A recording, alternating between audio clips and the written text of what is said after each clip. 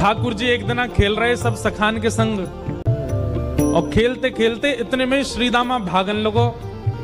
ठाकुर जी बोले, ए श्रीदामा कहां को जा रहे है? श्रीदामा बोलो, लाला ससुराल जा रहा हूं अपनी। ठाकुर जी बोले, नंदगाम सुनो, बरसानो सुनो, वृंदावन सुनो, गोकुल सुनो, जे ससुराल कौन सा गांव है भैया? श्रीदामा हंस के बोलो, लाला ससुराल गांव को नाम ना है। तो बोले, फिर कहा है ससुराल? बोले, जब ब्याह है जाए ना तो अपनो घर तो पीहर है और पत्नी को घर जो है क्या वो ससुराल है। ठाकुर जी बोले, जे पत्नी कौन होवे? बोले, लाला जैसे नंद बाबा की तेरी मैया यशोदा पत्नी है, ऐसे ही मेरा ब्याह है रो, मैं पत्नी लेवे जा रहा हूं, तो पत्नी के घर को ससुराल के में।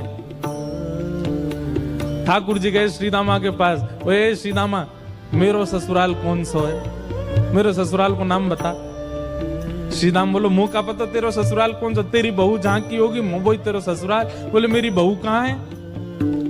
श्रीदामा बोलो, लाला मोते मत पूछे, मैया तो जाके पूछ।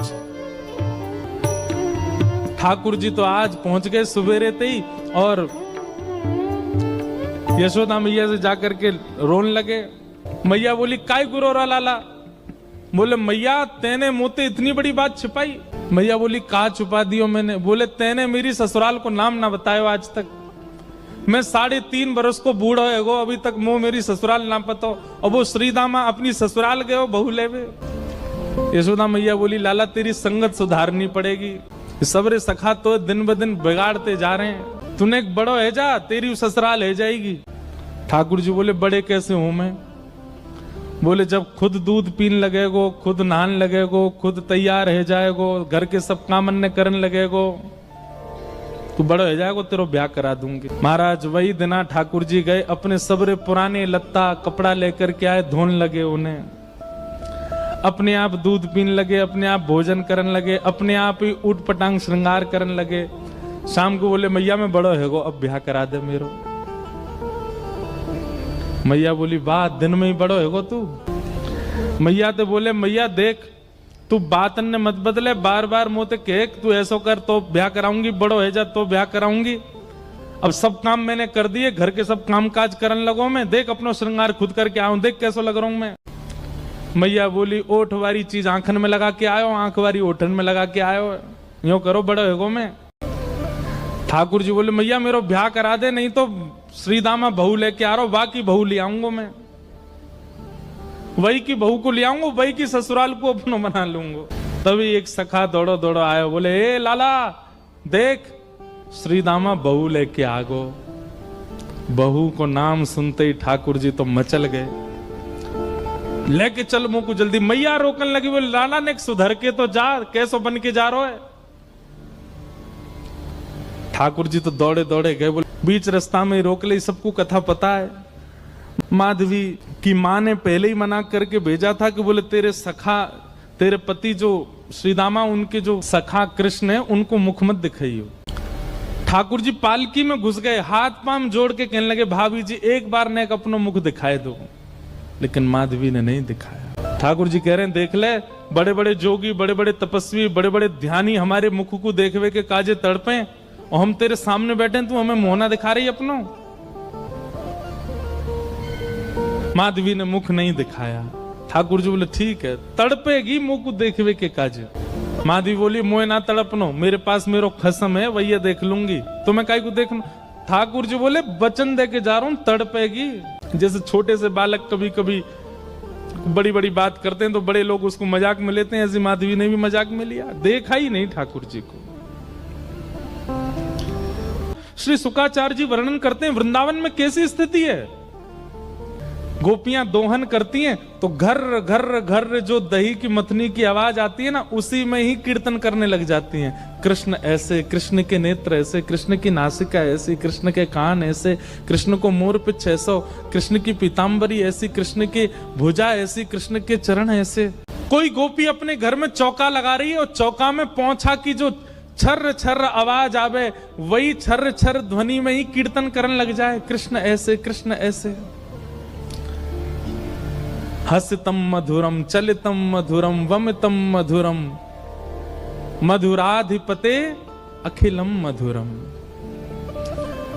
इन सबकी बातें सुनकर के मीराबाई, माधवी को ऐसा लगता है कि इन सब से तो मैं श्रेष्ठ हूं, कम से कम अपने पति की हूं, इन सब की तरह तो नहीं।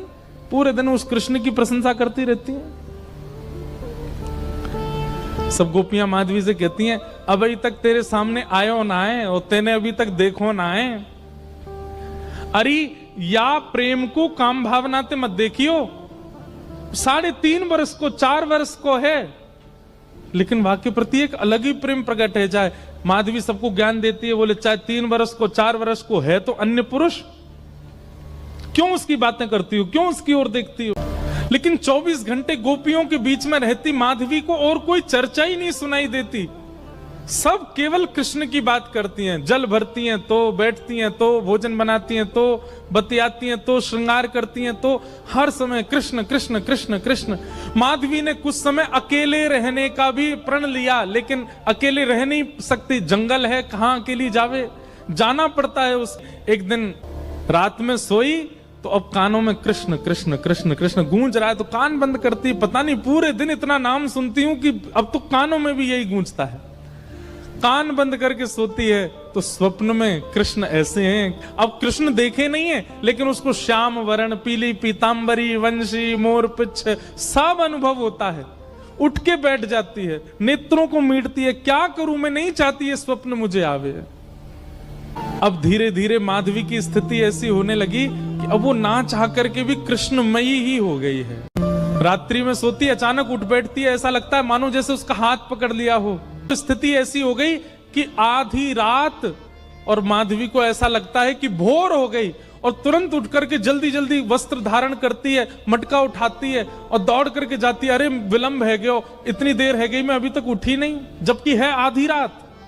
दिन रात सब परिवर्तित हो गया।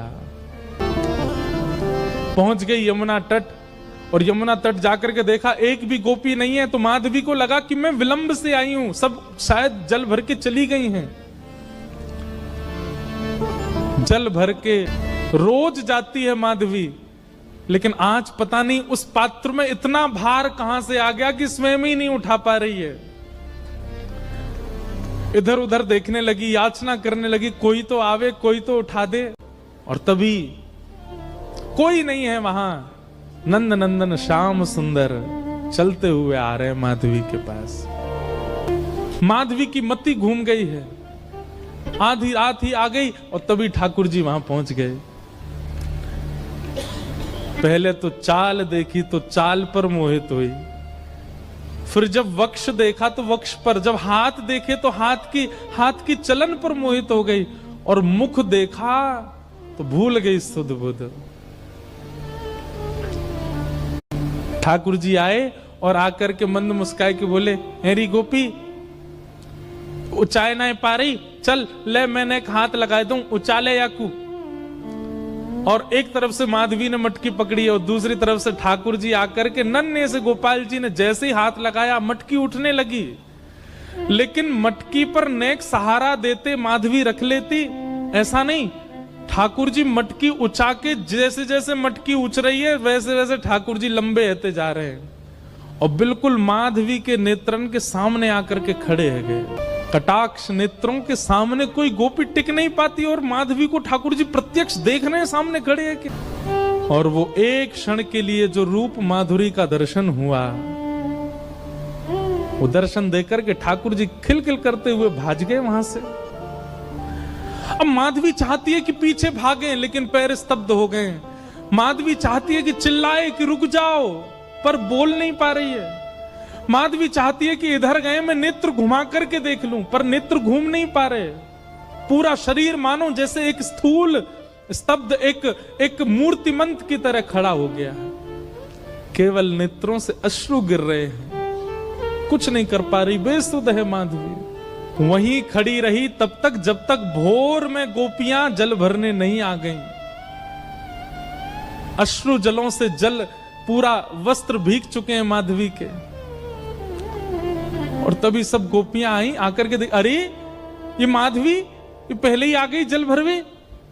सब ने जाकर के हिलाया, स्पर्श के बाद भी माधवी हिल नहीं पा रही है, बस नेत्र लाल पड़े हैं, अपलक नेत्र हैं और नेत्रों से केवल अश्रु गिर रहे हैं। बोलना चाहती है, कहना चाहती है, चिल्लाना चाहती है, किसी को पकड़ना चाहती है, पर कुछ नहीं कर पा रही है। तब एक गोपी गई और जमुना जल लेकर के जैसे ही माधवी के मुख पे छिड़को, माधवी तुरंत सचल जैसी हो गई और धड़ाम से मूर्छित होकर गिरी।